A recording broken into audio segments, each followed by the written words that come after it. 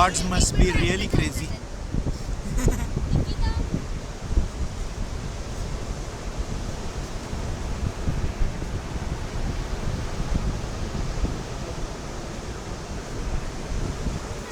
ही बाटली कोणीतरी समुद्रात टाकून दिली, तिला येऊन चिकटले हे सगळे.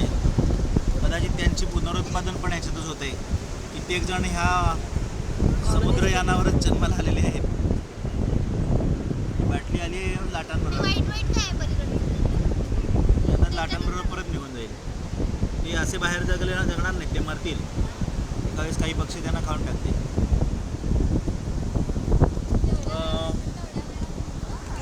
ऑयस्टर म्हणतात ना, ऑयस्टर येते, ऑयस्टर्स.